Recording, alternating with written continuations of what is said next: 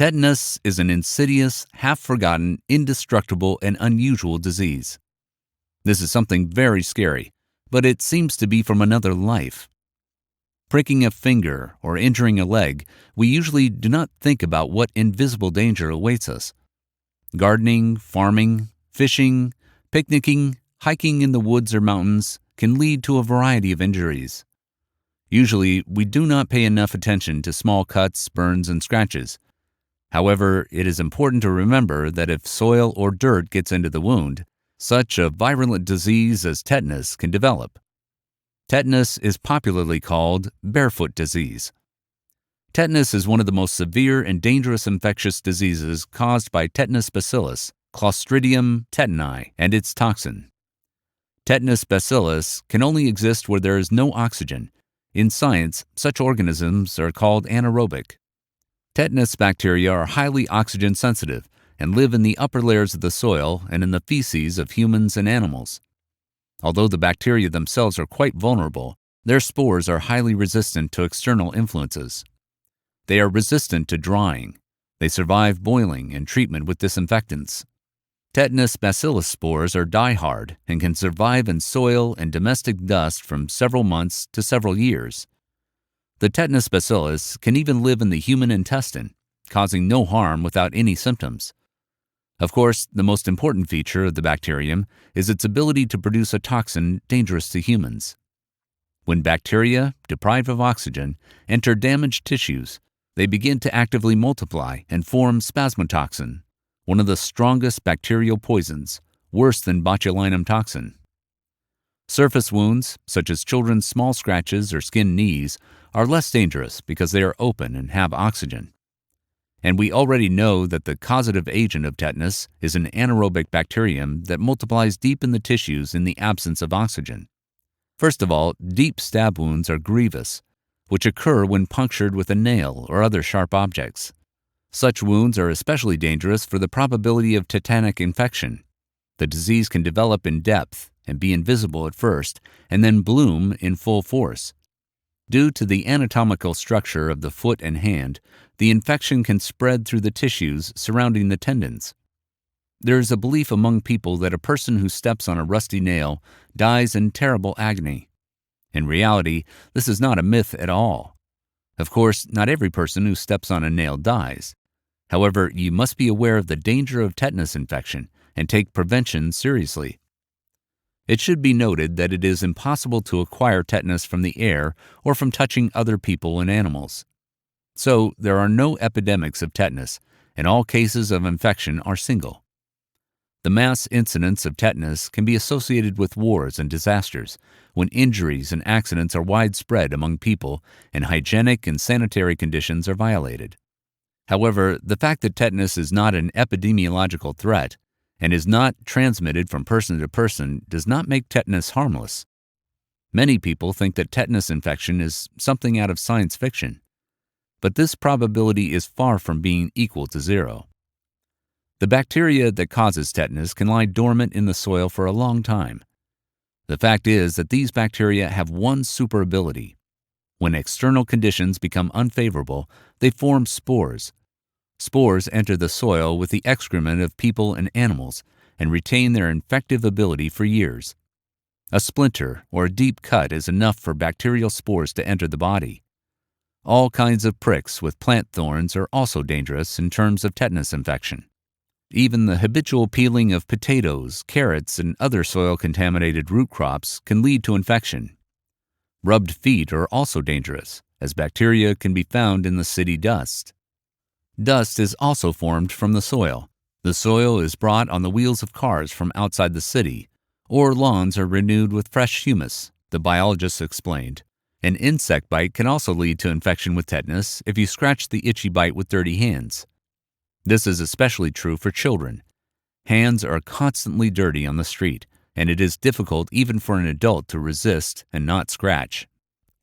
Most cases of tetanus in children occur in newborns with infection through the umbilical cord, as well as in boys under 15 years of age due to their increased traumatism.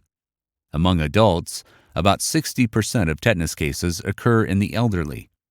The highest percentage of sick and dead is observed in rural areas. Most often, tetanus develops for several reasons. First of all, it develops from stab and cut wounds. Moreover, contrary to popular belief, not necessarily with rusty items.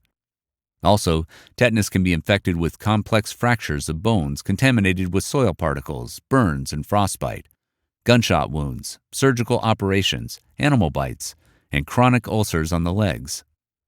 Childbirth or abortion in non-sterile conditions can also cause tetanus. Infection occurs through the entrance gate, the skin damaged by a wound. Once in the body, the tetanus spore acquires a vegetative adult form which actively multiplies and produces a specific toxin that blocks the neurons of the spinal cord. This leads to muscle tone and tension. Generalized convulsions occur, which are aggravated by any stimuli. The brain is also affected. Most often, tetanus develops for several reasons. First of all, it develops from stab and cut wounds. In the initial period of tetanus, patients often complain of a feeling of fear, disturbed sleep, general excitability, shivering, pain, and individual muscle contractions in the wound area and along the nerve stems.